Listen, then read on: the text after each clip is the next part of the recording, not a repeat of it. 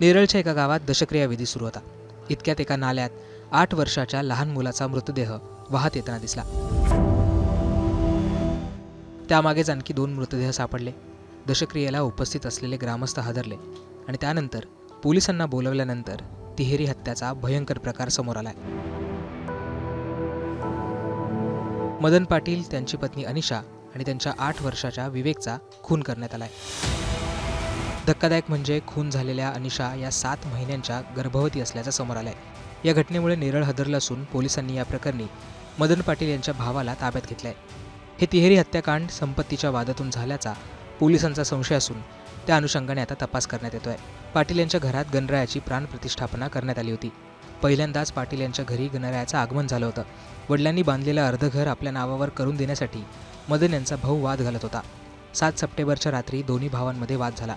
त्याच वादातून मदनची आणि त्याच्या कुटुंबियांची हत्या झाल्याचा आता संशय आहे. या तिहेरी हत्याकांडामध्ये आधी धारदार शस्त्राने तिघांवर वार करण्यात आले. त्यानंतर पुरावा नष्ट करण्यासाठी 3ही मृतदेह नाल्यात फेकून देण्यात आले. हे प्रकरण समोर आल्यानंतर कर्जतच्या उपविभागीय पोलीस अधिकारी यांच्या प्रमुख उपस्थितीत आता स्थानिक पोलीस तपास करत आहेत. या घटनेमुळे नेरळ हादरलं असून या प्रकरणात आता पुढे काय होतं हे पाहणं महत्त्वाचं असणार आहे.